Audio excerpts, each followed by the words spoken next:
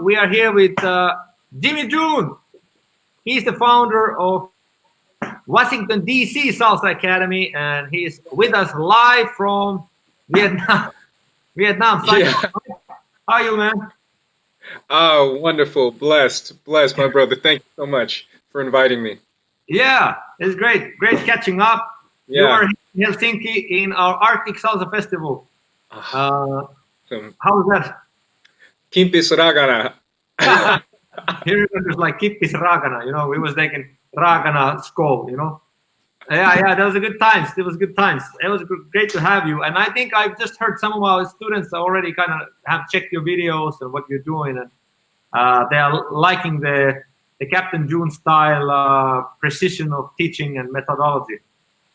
Quite amazing. Yeah. Thank you so much. Thank you. Yeah. As a matter of fact, a lot of inspiration. Yeah. Film it this way. Yeah. Say it again. Sorry. As a matter of fact, a lot of my inspiration came from you.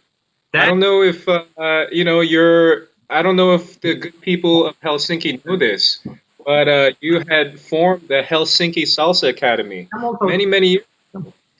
And I saw this on Facebook, and I was like, wow, what an incredible idea to create a whole academy around. So, hey guys, how are you? Hello. Amazing.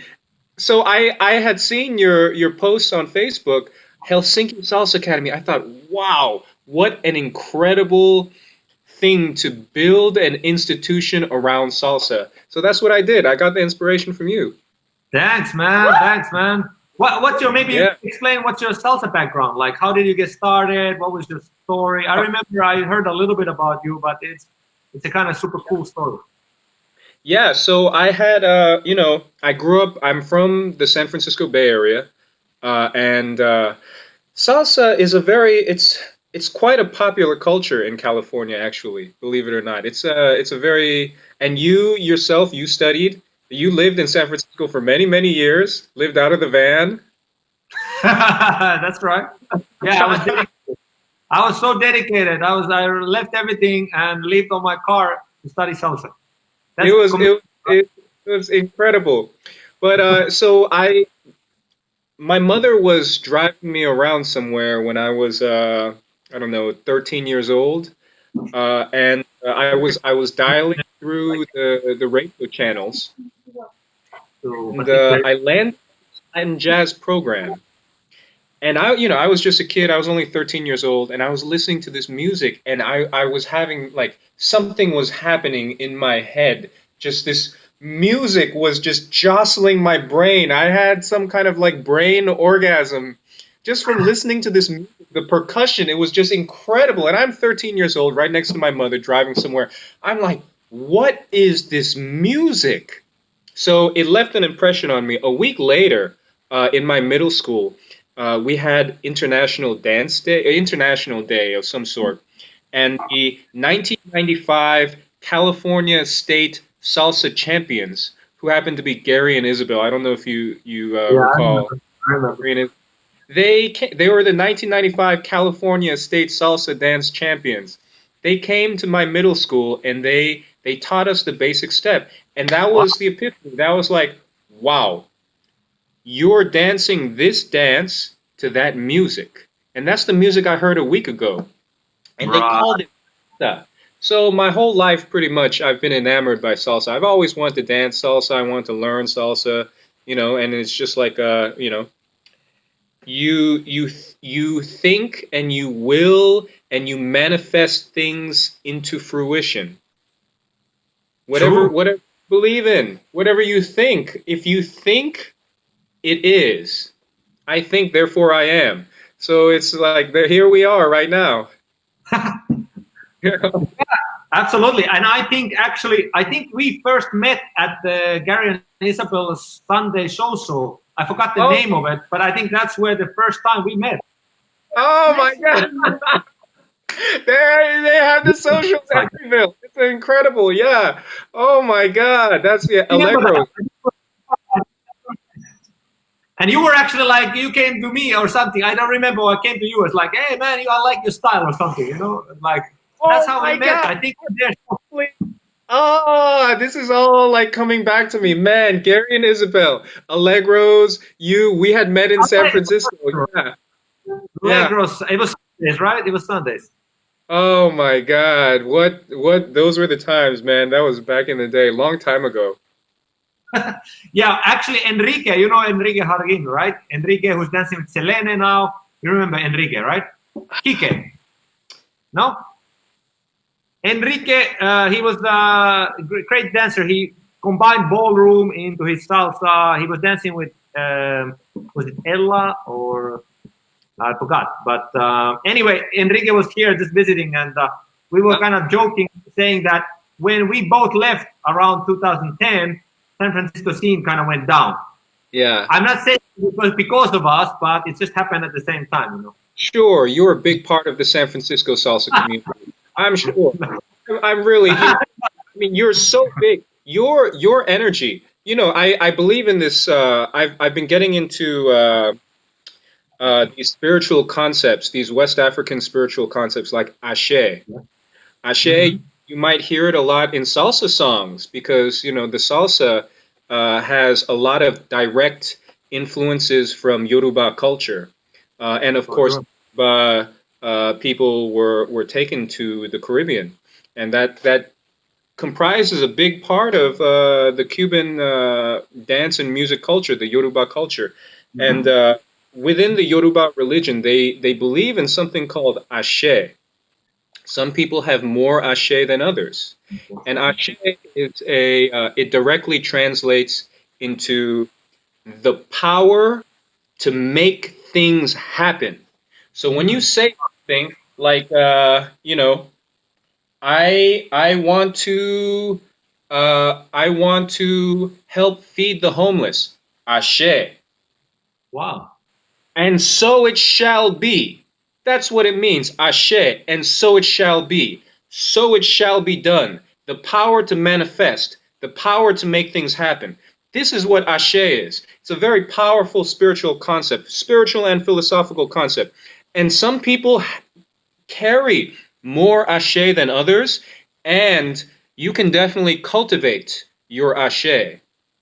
And you are one of those individuals, very special, unique individuals who possess a lot of Ashe, in my opinion. You know, I mean, clearly, you created the Helsinki Salsa Academy. Ashe. It's a thing, yeah. So I say all this to say, of course, you left a vacuum. People, wherever you go, you plant a seed, and if you leave, people will be mad at you because you leave a vacuum in your midst. Thank you, man. That's beautiful. That's beautiful. And you left also, and then that's another guy with a lot of Ashe, and you created a Washington D.C. Academy. Which year did you create it, and what was the, other than our school, what other inspiration you had for it? September 2012 is when we created it. So we're going on 8 years now. Yeah, and I know you created HSA in 2011 or 2010. Yeah, 11 January. Yeah. 11. Yeah. Wow, that's great. Yeah. And how much have you studied the Yoruba culture? And do you, of course, I've also talked about this idea that it all started with the African slaves.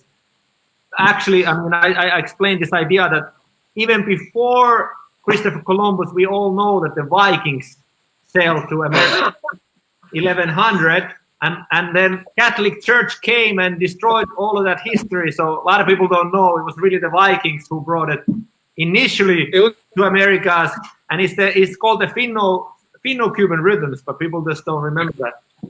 And then later, but anyway, the Africans came, and for sure there's a big part of that influence also in Cuba, and then from regions like Nigeria, like you mentioned, they had the Yoruba religion.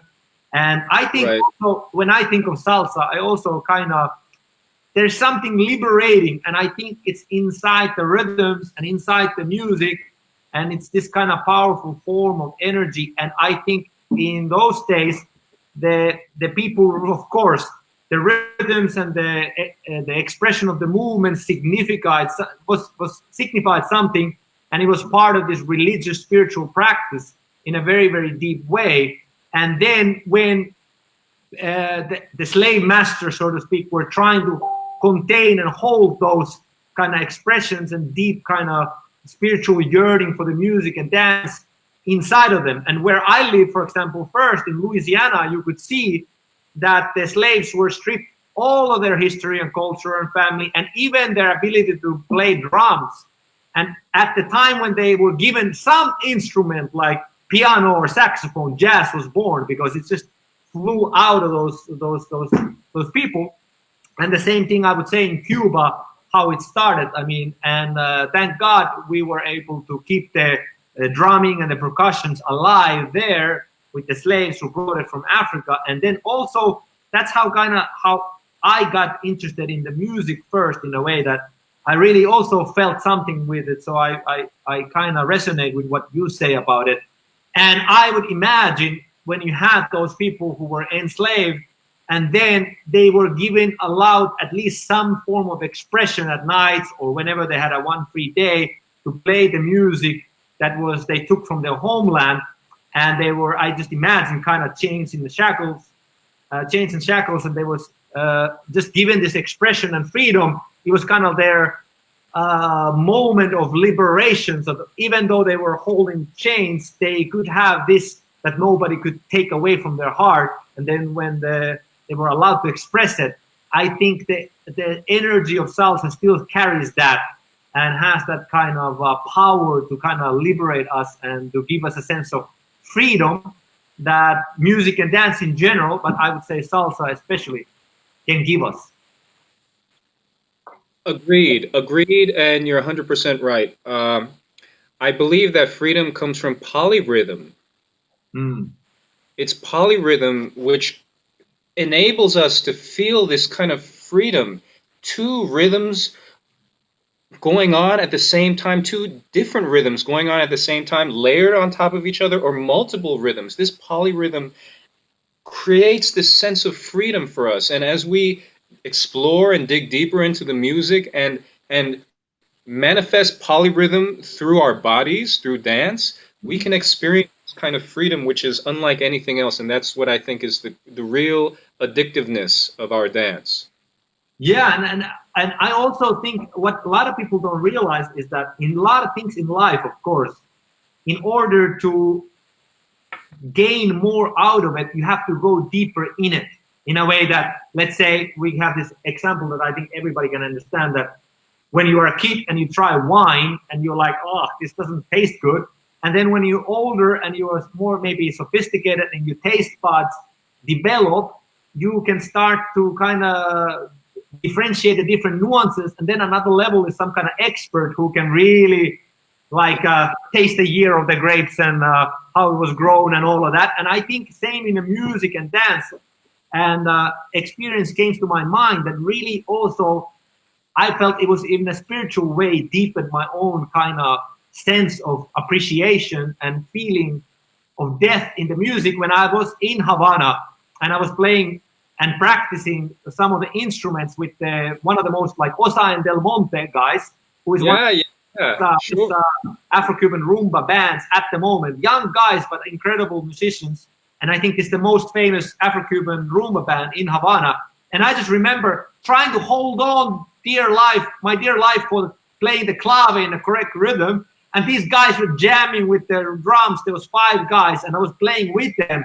And in order to, the focus I had to have to be so precise in the music and immersed in the music, playing it while I was listening to carefully the other guys, it was kind of like mind-blowing experience to realize that there's always another depth into all of these things. That oftentimes when I see, for example, salsa in Finland, of course, unfortunately, it can take kind of time for students to really get into the depth of what all of this can offer in terms of the body movement, in terms of the dance, in terms of the music.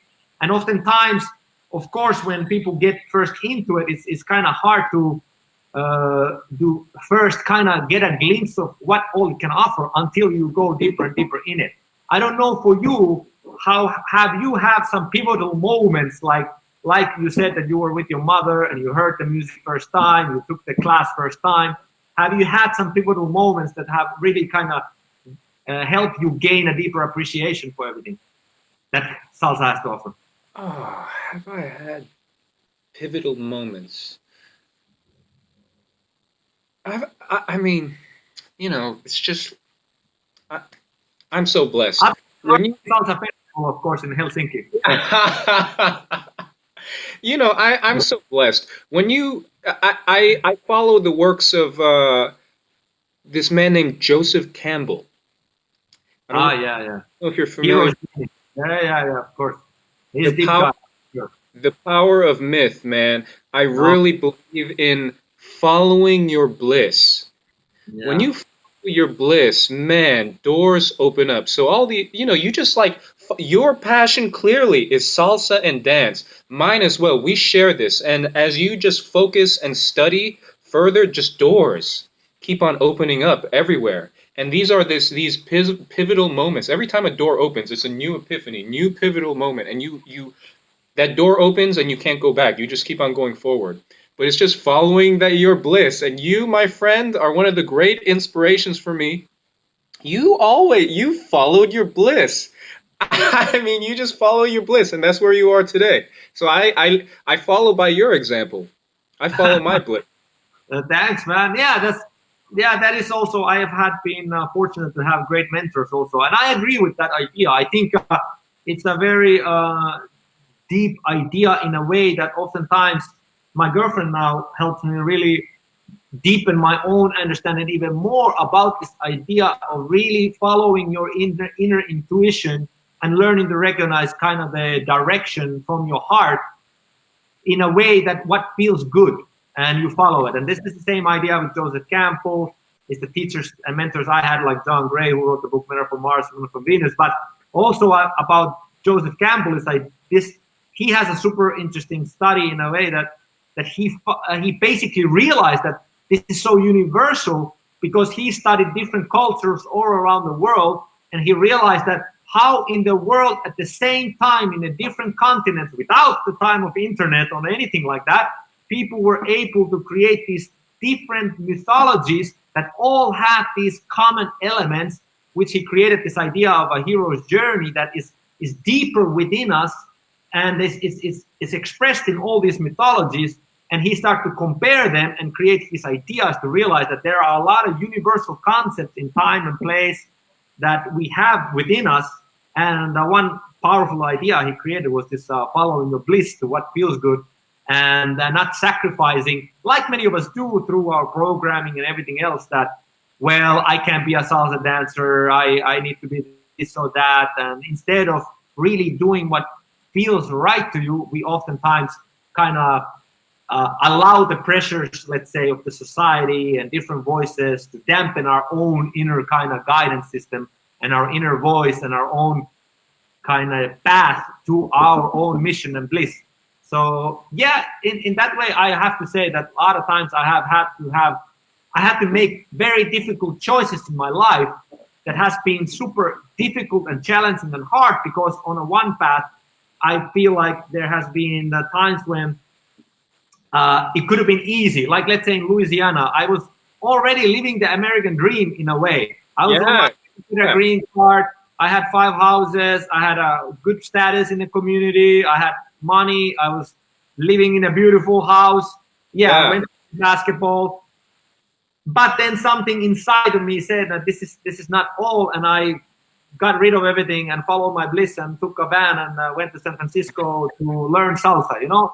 And I could have maybe become like successful in real estate and make more money, but instead I took this path to kind of follow more what's in your heart. And in that sense, I would say, I remember one Facebook message you said that you also like left everything. Now you are more in Vietnam, in Saigon. You're following your bliss to dance and study salsa, right? Left everything. I was in the corporate world I was in the military for a while, and then in the corporate world, and I just said, you know what? F this, I can't do this anymore. I was miserable. So I went and I followed my bliss, and I'm not going back. But going Right. back to Campbell real quick, you had mentioned he studied all these different mythologies from around the world. Right. He was the foremost expert in world mythology. So he studied all these mythologies, and he found out through his study that we're all the same. All the stories are the same. And that goes back to salsa. Really, this culture, Yoruba culture or Cuban culture or Afro Latino culture, we we it's very normal for humans to think in tribal terms and to separate us based on like physical or even cultural appearance. But I'll just tell you from my 16 years of dancing salsa. I've been dancing salsa for 16 years now, and I've been teaching salsa since 2008. I've taught all over the world, taught in Helsinki, and I've come to the conclusion. My opinion might change in one more decade, but I'm sure it won't because it's pretty conclusive. My conclusion after 12 years of teaching thousands of students all over the world is that we're all the same.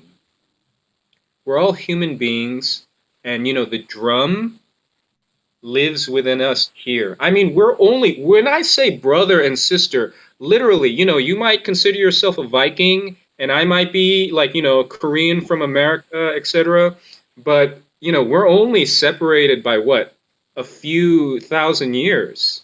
We all have the same ancestor. We all go back to the drum. And the drum is the original language of humans. Before we had the capacity to speak, verbs, nouns, etc., we drummed. I mean, this is not debated. This is conclusive. This is not debated at all. Our original language, how humans communicated, was through percussion. And Wow. as a matter of fact, you still see this in the animal kingdom. You see monkeys. There's certain monkeys where when they're hunting in packs and they can't signal through voice because their prey might disperse. What they do is they communicate information through Wow. drum on the floor to communicate. Hey, the different target information for whatever their prey is. So you can see this in the animal kingdom. Monkeys are still using drumming, percussive techniques to communicate information. It's our first language as humans. So, you and I, you're my brother. We're only separated by, a few 100,000 years maybe. We all come from the same origin, and the drum lives within us. So I really believe we're all the same. And in terms of like dance aptitude, learning aptitude, I know in the beginning you mentioned that it might be a little bit difficult for the finish to get going with the dance. It's difficult for everyone. You go anywhere, it's difficult for everyone. No, nobody is born with this, but maybe we all are. We're all born with the drum. It just takes a while for everybody. It's difficult for everyone. I've taught people from all walks of life, all shades of dark from every part of the world. And it's difficult for everyone. Yeah, that's true. That's true. I mean, it's yeah. I like this analogy of course, that it's like a language, the music and the body movement, and unless you are kind of born with the language in a way that you are as a baby, you hear the music. Yes, there are of course some, I would say, that have a more kind of natural aptitude for the language. But other than that, yes, I agree. Of course, that anywhere you go, it's tough. It takes time, and I also feel the same way that when I felt the music, that it's kind of has lived with me and inside. And I also have often thought about this European idea that there's this Maslow's hierarchy, that the art like dance and music comes in the pinnacle of the pyramid. Whereas I think it is, yes, below kind of the basic needs. It's more of this kind of religious, spiritual thing Yeah.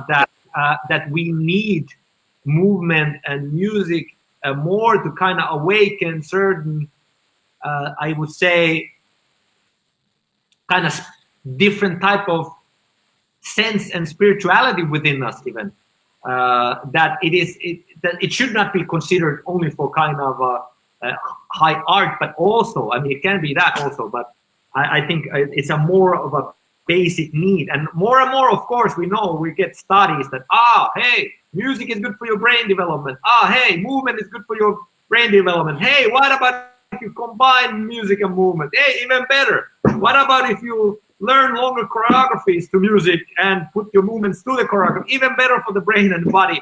Hey, there's Ido Portal, for example, who is created this whole movement philosophy, and there are guys who said, actually, our brain was designed to learn more and more complex movement patterns, that we were made for it. And so to kind of have this kind of programming, I would say that most of us, even me included, has had throughout the societal conditioning that, yeah, we need to just sit 8 hours and in this position and do work or study and learn, and strip away all these kind of ideas about how we should learn to move our body from the childhood and how it should be a bigger part even in our kind of developmental stages.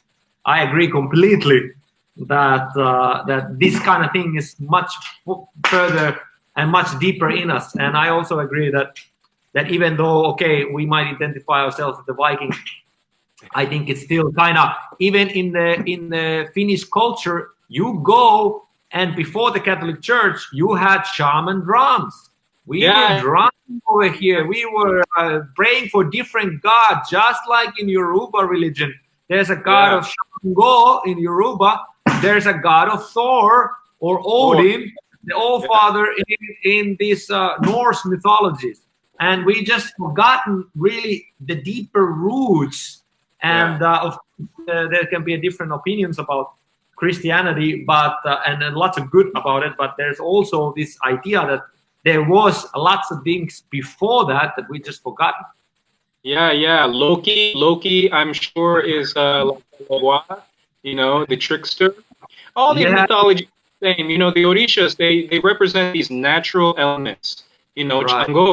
Shango is destructive lightning, thunderous energy. So is Thor. Every culture around the world has developed these kind of motifs to express these forces of nature, these elemental energies, and that's what it is, and that's what Joseph Campbell talks about quite often as well. We're all the same. Yeah, and going into what you just mentioned, it's about trying to tap into what's in here, and for very recent human history, I'd say, 100, maybe 1,000 years. I don't know why, but we've been trying to repress this. Yeah, that's a good point. I mean, I have a lot I don't know, but I think now, with the advent of the internet and sharing new information, really the information age, I hope the heart can open up more. Yeah, I think for sure. Yeah, I agree that it's just that we have kind of, a lot of people say, this is new to me, all of this. I would say that, I agree with you in the way that it's better to think that, yes, we just lost it and we have forgotten. And that's kind of when I make jokes, even in my classes, that I tell the people that, we just lost it after Catholic Church, and that Finns were actually, before when the Vikings went to America, just like in the Viking movie, like Loki found Iceland, but after that, a little bit after that, they found, and they brought the rhythms there. But anyway, that's a kind of funny joke, but there is something to it in a way that there are music historians who study, for example, Argentinian tango, and then they find there's this one kantele instrument that's played in the Finnish kind of mythology, and the sound and the melody is almost exactly like the violin and exactly like the tango, Argentinian tango music. And tango is actually in Finland. It's a national dance and music, and it's a Finnish style of it. And there is some uncanny, unexplained similarities with the Argentinian tango music and the Finnish kind of this one national kind of instrument. And the music historians are thinking, some of them, that there needs to be some kind of connection that we cannot explain, that we just don't understand. And so that also brings a little bit more fire to my Vikings bringing salsa to Cuba. Yeah. But we just don't know all of it for sure. And I agree with you that it's a shame that we have kind of lost the depth of understanding that we need to move and we need to dance. And this goes way deeper than we think. And this is not good only for our mind. It's not only good for our health. It's not only good for our mental and emotional, but also you could think that for many of us, dancing is a very spiritual thing. And for sure it has been for me in many ways, but also in the sense that a lot of times when I've had challenging times in my life, dance has been the therapy. Even though I was studying marriage and family therapy, it was dance that helped the therapist. You know, it was the therapy to the therapist. And I think even nowadays when we are living in the midst of these kind of challenging times, I think in a way we need dance more than ever. And I just read an article explaining this and checking out this idea that in Finland actually the biggest dance boom was when there was some kind of really challenge that people were restricted because of the World War II or something like that. And after that, everybody went to dance and the whole Finland went crazy with dancing. And I predict and hope that the same thing will happen after we kind of lift all these restrictions. Corona, oh man, I don't know how this world it's created a new world order. You know, we're at war right now with a non-human entity. We're at a war. It could be called World War III. The whole world is united in fighting this enemy. I don't know what the landscape is going to be like. Certainly, this has changed our industry forever. I mean, how people greet each other now will change, has already changed. I mean, I'm very used to hugging people and kissing on the cheek. I don't know. You know, that's going to be much less, I'm sure, after we get out of this. You know, how we interact as humans will have changed forever because of coronavirus. Right. Yeah, that's a good point. I was actually thinking the opposite, that there can be also this other kind of thing that it's hard to say. Yeah, this has a different effect. Hard to say. You know, our industry, the dance industry is the service industry. It's along with the others. We're going to be hit the hardest. People are going to be more reluctant to come back to class, physical class, than ever before.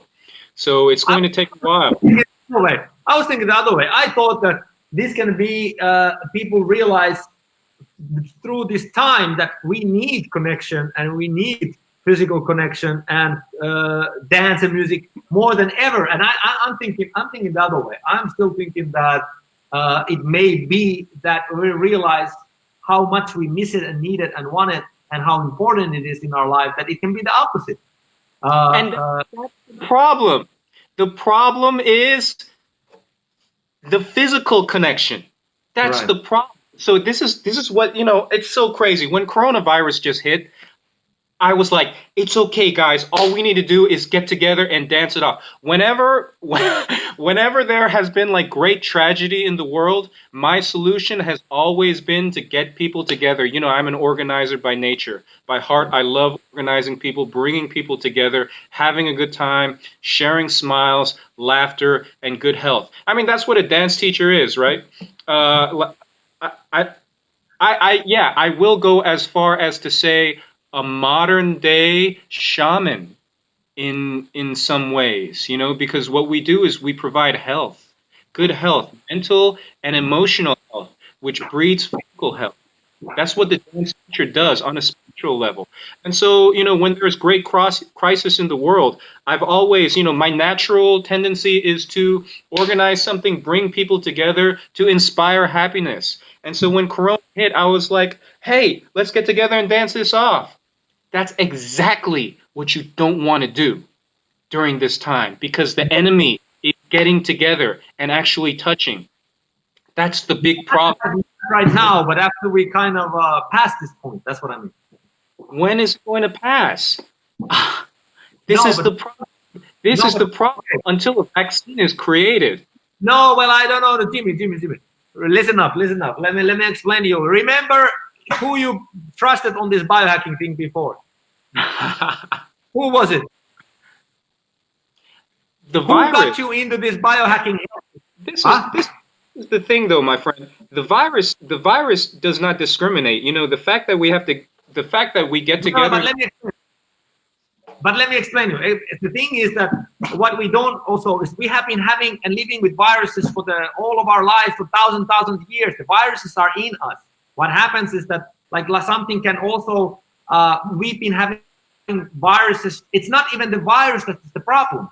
You have a virus, and what causes the sickness is not virus. Is what? Is your own body's immune system response to the virus. So when the virus is new, this goes a little bit off topic, but we'll tie it back to salsa. When the virus is new, your immune system just doesn't know how to handle it. So, but the point is, we've been having viruses all of our entire history. We already have thousands of viruses in us. We have just learned to adapt and go along with them. All the viruses we have had all throughout history. This is nothing new in that sense, first of all. Second of all, it's only dangerous because it's new and our immune system is having some kind of reaction that is causing the sicknesses. So what's my point? My point is that we will be able to adapt to this. What we need to do is help develop our immune system, and at the same time, this is what we have done all throughout history. So that's one way to look. That's another way and perspective to look at it. That it's in that sense nothing to be afraid of. We will overcome it. We will handle it. Our immune system, once it adapts and learns to recognize what to do with it, we will create immunity to it. And I'm telling you, also there is already, for example, in Ibiza, I just read a new research study with ozone therapy. There is no cases anymore in Ibiza. None, zero. They destroyed it all with ozone therapy. I'm reading studies about vitamin D, zinc, all of it.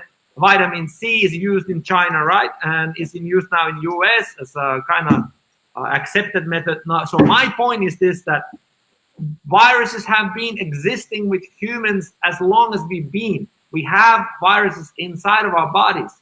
It's just that we need to learn to deal with this new thing.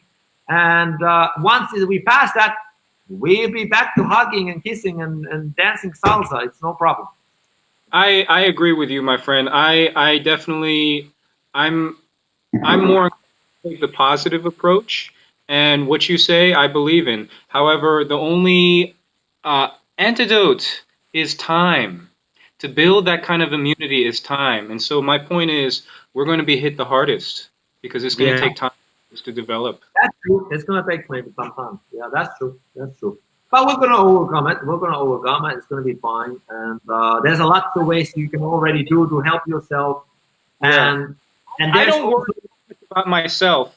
What I worry about is the people who can't, I'm quite healthy. So are you. I worry about the people who aren't so healthy. Unfortunately, I'm afraid to go see my parents. I won't be able to see them for, until this is all over. And who knows when this is going to be over? Nobody knows. America right now is the worst country in the world for this. That's true. That's true. But it was tough at the times when the slaves were brought from the boats.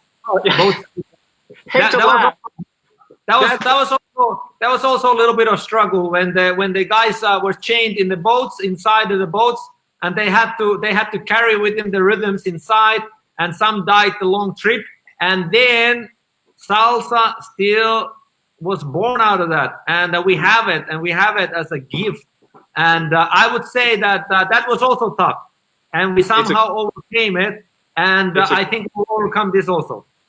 It's a gift for sure. Salsa is one of those crazy, it's like how can you, it's a great gift bestowed onto the world that came out of such tragedy, man, it's such a great gift, and it's still, it's like, I don't even know where to begin. I mean, that's a big topic. That's a very big topic. And that's a topic we should be discussing, right? We could go to this idea that how do you see how do you see? Maybe I don't know. Does anybody have any questions? No, I'm taking notes. Yeah. So maybe this is like maybe something I would like to ask you more related to the salsa, because I know you have been. I would say you have a very unique point of view within all of salsa community. The first one that I kind of saw in a way to discuss it in this kind of depth was, and the idea was that we have these different scenes, and within salsa we have different divisions. Like we have salsa as an umbrella term, but within it, underneath it, there's a lot of different things. For example, mambo and different styles of salsa dancing, and we in Finland, of course, also have a big Cuban salsa scene. And I always educate the difference in a way that in Cuba, the more accurate term is timba music and casino dance, just like it was clear in San Francisco. You know, I mean, we even use, you're going to the timba party or you're going to dance casino. And then we were dancing salsa. When I came to Finland, it was funny because I came to here and people were like, so what kind of salsa are you dancing? I said, salsa? It's like, no, but is it the crossbody? First thing, I never heard of the crossbody. I'm like, what do you mean by crossbody? No, it's salsa. And people are like, yeah, but is it like a line style? I said, no, it's salsa. And then I realized that in Finland, there has been a very big influence of Cuban salsa. So a lot of people were kind of referring automatically salsa as Cuban salsa, whereas in San Francisco, salsa was what we did, right? Yeah. And then Cuban salsa or casino or timba was something else that was more marginal in San Francisco and in US in general. And so but what you have is a very unique point of view. In a way, I would say that in Washington, D.C., I saw where you took salsa, dancing, and dancing on two, dancing mambo, dancing New York style salsa, and you were maybe one of the first one to kind of mix more of salsa dancing, mambo dancing with timba rhythms and create this kind of a unique idea. So maybe you can explain, like, where did you get the idea? How did that evolve? Because I would say that you're maybe the only or the first one around the world who kind of popularized that way of thinking. Because still in Finland, for example, there's a lot of people who think, if it's timba music, I can't dance salsa to it. Well, if it's salsa music, I can't dance casino or rumba to it. What's your take? Yeah, so it's very, the world is divided on this, but the history is quite clear. I mean, you pick up any books written by ethnomusicologists, music historians, dance music historians who study this kind of stuff, published papers and books on this. The case is clear. You can trace the lineage of this music and dance pretty clearly. There's no real confusion. What this is, what we enjoy is. I'm sorry? To Finnish Vikings. To finish, yeah. What we enjoy is Cuban popular music and dance. That's what it is. Cuban and popular music and dance culture over the past 100 years. And Cuban music, Cuban popular music, it's good.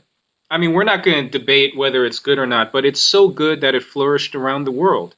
And as it went from place to place, it developed the nuances and inflections of the place that it inhabited. So Cuban popular music and dance arrived to the shores of America. And so, of course, Cuban popular music and dance brought on the uniqueness of American culture. And so we call that version of Cuban popular music and dance, we call that salsa. Salsa is actually an American term created to commercialize Cuban popular music and dance. And so this is kind of the narrative that has been popularized around the world. So right now what you see is kind of like a division. Cuban popular music and dance has been divided kind of into two realms, two societies, two communities. One is the original, what stayed in Cuba, which they call casino and son Now they call it timba. Timba is actually a commercial term for son montuno, son wawanko, whatever they've been playing for the past 100 years, in reaction to the term salsa, because salsa is an Americanized term for Cuban music, which was used to sell this popular music and dance culture. Of course, a lot of Cubans these days, a lot of Cubans have taken on the term salsa because once the tides of humanity start, it's hard to stop. Um, but they fully understand that this is their culture. You know, they call it salsa to sell overseas as well. You know, they need money like everyone else. Having said that, it's Cuban popular music and dance. Salsa is really an American term, invented by Americans to sell Cuban popular music and dance culture. This is coming from a time during the embargo when Cuba was shut off from America due to the Cuban Missile Crisis. And so the doors were slammed shut to Cuba. Cuba is the source of the music and the dance culture. And so pre-Castro, you had this flow, this exchange of culture and knowledge and information. So, you know, prior to the internet, of course, the only way culture spread was if you physically went to a place. So Cubans were flying and boating over to America, the land of opportunity, the land of prosperity. And so by doing so, they brought their culture over. And of course, when culture gets to new foreign shores, it takes on the inflections of that culture. Like Chinese food in America. It's not Chinese, it's Chinese American now. You know, fortune cookies, you don't find fortune cookies in China. That's an American thing. You know, California rolls, it's not, you don't find that in Japan. That's in America. You know, although delicious. Burritos, San Francisco. You know, a lot of us think burritos are Mexican food, but it's really, you know, from the Mission District in San Francisco. You know, these are American inventions. America is, after all, a country of immigrants. And so this culture came over to America and was flourishing in America and took on the attributes of American culture, which at the time was jazz. Mario Bauza, one of the great proliferators of Cuban music and dance culture, whose brother-in-law happened to be Machito. If your viewers know who Machito is one of the big three, the top three of the Palladium era. Tito Rodriguez, Tito Puente, and Machito, the great proliferators of Cuban music and dance culture of the Palladium era, the mambo, the big mambo bands. And so Mario Bauza, he famously said, what we listen to is like lemon meringue pie. He called it merengue lemon pie. And so if you're familiar with lemon meringue pie is like there's this cream on top and a custard center. So it's just this cream on top with a lemon custard center. That's lemon meringue pie. He akined what we listen to as lemon meringue pie. Jazz on top. This American jazz that he learned during his stay in Harlem, like the Cab Calloway Band, etc., Dizzy Gillespie. Jazz on top with an Afro-Cuban center. Yeah. That's what it is. A lot of traditionalists and fundamentalists, you can't say they're wrong because this is their culture. They will say, salsa, what is salsa? That's a Yankee invention. That's nonsense. There is no such thing as salsa. Salsa is sauce. I put salsa on my hamburger or whatever, etc., etc. What we listen to is son. And they're absolutely correct. You know, when fundamentalists, traditionalists say this, you know, what we listen to, the music that we listen to is son. Modern son music, either son montuno, son wawanko, as some people call it, in the huaracha style, which is just son that's faster tempo. But of course, we like to sell it as salsa, and we dance salsa. And the way you know it, and the way I know of it, is because of salsa, because it was actually commercialized. So we have to thank the people who actually went out and learned the ballroom techniques to commercialize this dance. Otherwise, people like you and I would never have learned salsa and would not have changed our lives in the way it did. But yeah, to go back to the original question, there's a lot of different, salsa is divided in the world. It's divided into like these two categories, and it's hard for me to say salsa. We'll call it Cuban popular music. Cuban popular music. That's what it is. Cuban popular music has this dance culture which is divided. On one hand, you have the Cubans, and they reluctantly call it salsa right now because of market pressure, or market pressure from the past few decades because of the American economic pressure. On the other side, you have salsa, and you have salseros, people who were birthed from the American tradition. And that's pretty much what the world is like. I grew up in salsa in the American perspective.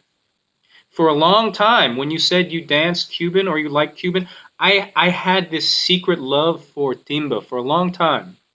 But every time I mentioned timba or Cuban music or Cuban salsa, my mambo friends or salsa friends, they would look at me like, what? Why do you like that junky stuff? They couldn't understand it. And the reason is because it wasn't because the music was bad, because guess what? The music is the same. It's the same. It's the same music. Structurally, everything, orchestration-wise, it's the same. Timba is just the Cuban reaction against the Yankee commercialization of their music. That's all timba is, So when I used to say that I love timba and Cuban salsa, they would give me this sour face and look at me like, why do you like that stuff? It's not because they actually did not like the music or dance. It's because of cultural pressure, what they learned to discriminate. That's all it is. Because a long time in America, anything Cuban was bad. And the reason for that was because of the Red Scare. The communists took over Cuba. Fidel's revolution. And so after the doors to Cuba were slammed shut, anything Cuban was considered bad. That was directly the downfall of the mambo era in America. Everybody was crazy about mambo. In the late 40s, the 50s, all the way up to the early 60s, everybody in America loved mambo. Mambo was the big thing. If you weren't doing the mambo, the mambo was so big. They made a play. They made a movie on this, The West Side Story. Such a famous, I'm sure West Side Story. It was so big, this Latin thing. And by the way, back then, Latin was considered Cuban. Cuban music, Cuban popular music and dance was called Latin. So Latin is just another term for Cuban popular music and dance. So back then, everything Latin was cool, everything Cuban was cool. But after the communists took over, it was not cool anymore. It was looked down upon. It was frowned upon. But then you had this whole generation of Latinos, non-Cuban Latinos growing up, Puerto Ricans, Mexicans, who loved this kind of music and who were looking for a new pan-Latino identity in America. They needed a theme music to go along with their people's revolution, and they chose this Cuban popular music and dance, which has been popular for half a century before their social awakening. And so they took that music and they started projecting it as salsa. And it became a world international hit, and it was sold as salsa. And the teachers, they started learning these ballroom techniques on how to make this, how to professionalize this dance, because let's not forget, this is birthed from the streets and the nightclubs, So a lot of the best dancers at the time, they professionalized themselves learning ballroom techniques, modern contemporary techniques. They went to school and they learned these like standardized techniques. And so they learned these techniques in order to create methodology to make the learning more digestible for students. And so through this process, this is how you and I learned the salsa. And so the problem is, I was not a problem, but history goes, I was birthed in this American perspective of salsa. Had no idea about Cuban dance. All I knew is I just really loved timba. Um, I knew that they were a completely different community. That us salsa dancers, we didn't have anything to do with them. We didn't want to have anything to do with them. We had our own community, and that's how it went. It wasn't until sometime like 2009 or 2010 in Washington D.C. Um, we have our own salsa places to dance on one, on two, line salsa, regular American salsa. We have our own places. There's no need to venture out. I mean, our communities are big. Every time you go out, on a Friday night, you have hundreds of people dancing. No need to venture out of our own communities. But one day, just my curiosity struck me. I wanted to go to this place. It was called Solsa. Soulsa. This party called Solsa in downtown Washington, D.C. on a Wednesday night. And I went there. And lo and behold, it was just this group of people who I had never seen before. I mean, it was just so weird. It was like an alternate reality universe. They're not part of my salsa community. These are just like totally different people. I mean, at that point, I had already been living in DC for a few years, and it struck me as curious, like, why have I not seen these people before? It was a totally different community. So I go in there, totally different community, and they're dancing differently. It was the first time I had ever seen anybody dancing like that before. There was a man named Adrian Valdivia. He was undulating his body. It just like this movement was outrageous. It was so flavorful to me. I was like, what the hell is he doing? How do you dance like that? I gotta talk to this guy. So, after the night was over, he was about to leave. I held on to him. I said, listen, man, you gotta tell me, what are you doing? What are you doing with your body? What is that technique?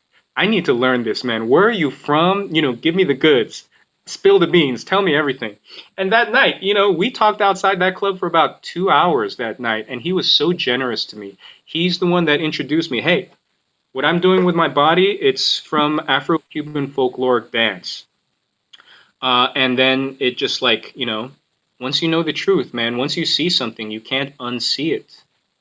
And so him, and there was a whole new community, this Cuban community. He introduced me to his community, and then he started mentoring me on the history. I started meeting more Cubans, and the Cubans taught me, the clave, et cetera, et cetera, et cetera. And I just learned that there was this whole other narrative that we as Americans, we don't learn about. All we know is this line salsa, totally decontextualized, no stories behind it, no real I mean, the partner work technique is there. It's solid. I mean, partner work is partner work. But in terms of the body, undulation, torso, how you move, this kind of technique, what is not, it's not there. And of course, learning that, you have to learn the stories as well. They go hand in hand. Without learning the stories, you can't really do that properly. So it totally decontextualized. It was just like, oh my God. You have all this narrative that I feel like has been kind of suppressed, repressed by normal American society because of this decades-long generational anti-communist scare. And so that was a big awakening. And so once you open the door, once you see something, you can't unsee. So that's when real study started to happen. And then I realized, you start looking at these. And, at that time, 2009, 2010, it's not, first off, the internet wasn't as developed and as robust as it is now, so now everybody knows about Afro-Cuban, et cetera, et cetera. But back then, nobody knew anything. And especially when you saw, at least when I saw the top salsa dancers of the time, Alien Ramirez, et cetera, et cetera, et cetera, they were dancing in that kind of way that's not taught anywhere. So I put two and two together. Wow, that's what they're doing, is the Afro-Cuban technique, Afro-Cuban folkloric dance. That's the secret. They're not going out and the New Yorkers did that because of the absence of Afro-Cuban technique. The dancers, they went to ballet. they went to contemporary, they went to modern classes, they went to jazz classes. Culture takes on the inflection of whichever area, geography that you're at. And that's what New York is known for, right? It's famous for its jazz schools. It's famous for its modern contemporary ballet schools. So it took on that kind of inflection, footwork. All comes from that jazzy kind of background, right? Devoid of that Cuban essence. And so, but you see the very top, like top professionals, and you see this kind of like waving undulation. You think to yourself, where did you learn that? And after meeting the actual Cuban community in DC, which to my surprise, the community is quite robust, had no idea. They're happy doing their own thing, and we're happy doing our own thing. Once I put two and two together, I thought, wait a minute, this is it. And it only made sense because we listen to their music. It's their music, So it's like, why? Like it just like things were just making sense. So I said, you know what? We need to learn Afro-Cuban. I started the school. I started the school later, 2012. I started the school. I thought, you know what? Not only do we need to start teaching partner work in it's codifying the ways we dance, because we dance in a unique way. Our partner dance is quite unique in DC, at least not anymore. I mean, things, because the internet, it standardizes everything. Styles are no longer styles. What the cool little thing that you create one day in London, like minutes later, people are copying it in Singapore the next day. The internet has brought us closer in that respect, but it's also squashed styles. Because like I mentioned previously, styles were very much dependent on geography. And the only way you could learn or affect or change a style is by actually physically going to that place. Now the internet has kind of squashed that. But in 2012, I thought, you know what? The secret to this kind of movement, I mean, we can teach partner work all day. That's just like a set of rules that you learn.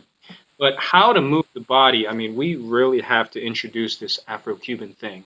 And my idea was, yeah. Yeah, that's what we have also been focusing on more and more. As you know, my background is I've went deep into the ballroom world to learn certain applications and ideas, and technique and posture and counting and rhythm and certain ways of moving the body that I see is almost on the opposite scale from the base of the Afro-Cuban. And from my perspective, I think what's cool is that you can really be diverse as a dancer, that you can use the more lines, but you need to have also the Afro-Cuban base. And personally, I love it also. And we have also a really good Afro-Cuban maestro. And I'm personally also studying the Orisha, studying Rumba, all of this stuff. And I think that can make, the more tools you have in the toolbox, the more you're able to build and express, of course. So that's how I also. Right. And Jimmy, we have 1 more minute. We gotta show one because we have another live coming. We have also guys from Mexico, actually. I don't know if you know Jaspek Cervantes and Rocio Mata. They are here. Rocio, come say hi to Jimmy. We are live on. He owns a school in Washington D.C. In Washington D.C. Salsa Academy, and this is hello. Come. Nice to meet you. This way. More this way. You have to see this one. It's higher. This one. Hey, here. Hi. So we have a couple nice from Mexico, and yeah, this is Jimmy, and this is what we are also for sure trying to do at HSA is to trying to teach the scale on both sides, the technique, the partnering, all these kind of more classical, but also very important, the base of all the Afro-Cuban styles, the Orisha, the folkloric, also all this undulation comes from the modern Cuban dancing kind of that has these techniques that is the kind of the base of the Afro-modern dancing. And all those techniques is just a beautiful, and I think that's what ultimately makes makes a good. I mean, the also in salsa you can express yourself in many ways, and I would say the more, of course, knowing all where it comes from and respecting the roots. Once on top of that, you can build, like also some people have more hip hop style, some people have more modern style, some people have use more ballroom, etc. But in the end, I completely agree with you that it's important to know the roots, where it comes from, understand the history, understand the basis and the roots of the dance and the music and the movements. And I think that's a good, yeah. That's the beautiful thing. For a long time, I thought to myself, after learning these things, the Cuban perspective, I thought to myself, am I living a lie? That was a real conflict for me. But now I stand by what I do. I really believe in the term salsa. This culture has become so big, has become so globalized now that it's taken on influences and inflections and nuances from every culture. If you want to take some voguing and whacking, popping, breakdancing, hip hop, bring it into your salsa, you can. There is one root, sure, but you can have influences from everywhere and put it in. That's what the sauce is. So I'm very happy. I know there are traditionalists out there who will still scoff at the whole idea. They kind of use it in a pejorative way. The dance they call salsa. You know what? We've been doing this for a long time. We have our own traditions, and it's global now. I'm very happy, very proud to be doing salsa. That's it. I think that's a good ending, man. Thank you, Mikko. Yeah, great to connect. We'll chat on Facebook. We'll continue. And thanks, guys, for watching. Thanks so much, Jimmy, for joining. Always great. Take care, bro. You too. See you. I don't know how to stop it. Let's see. Maybe I will check with Marino. Let's check. Marino, how to end it. We'll check with Marino. Until then, guys. Okay, here we go. Marine, okay, then we'll start another one, yeah? All right, guys, sorry. We have a special guest. How are you guys? Good?